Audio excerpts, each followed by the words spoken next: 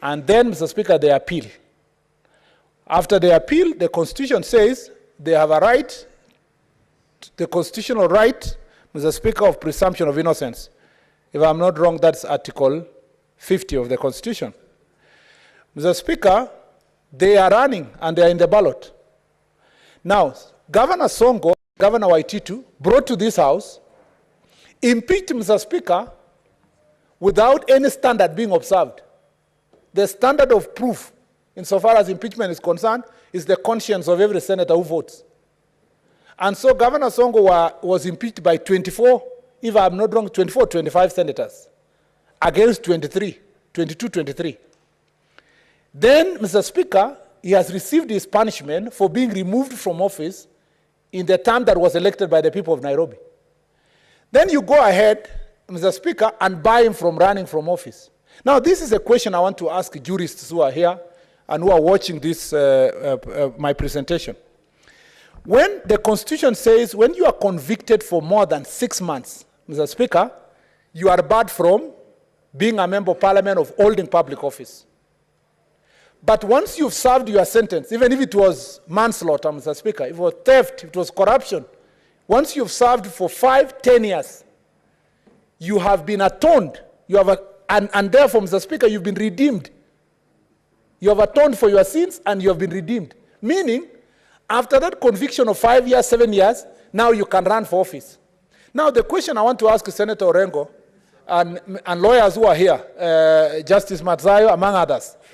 Mr. Speaker, if a person has been impeached, for how long are they going to be barred from running? Someone is sentenced for 5 years, and after serving for the 5 years, he has a right to go back and run for office. But someone is impeached, and then indefinitely told he cannot run for office. Remember, in the first instance, there was a Speaker of County Assembly of Kirinyaga, Mr. Speaker, who was almost impeached by the County Assembly for chewing gum in the chambers, Mr. Speaker. The reasons for impeachment and the standard of impeachment, Mr. Speaker, standard of proof for impeachment is so low that it depends on the politics of the day, the feeling of the senator at that time.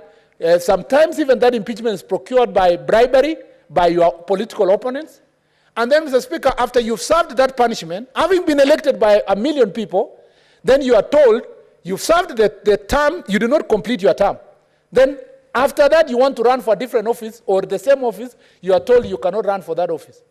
Mr. Speaker, we are punishing people, Mr. Speaker, out of mob justice. It's an illegality that we must not allow it to succeed. What's your point of order, Senator Orengo? Yes, I'm willing to be informed. I'm willing to be informed, Mr. Speaker. I'm always willing to be informed by Senator Orengo.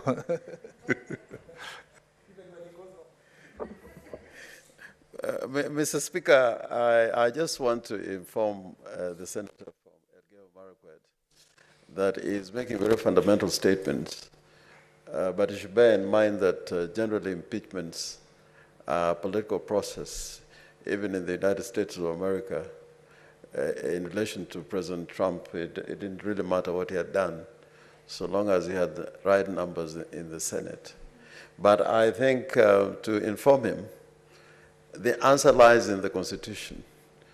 If you read the Constitution, eligibility and all, with the Bill of Rights and the principles of double jeopardy, I think the answer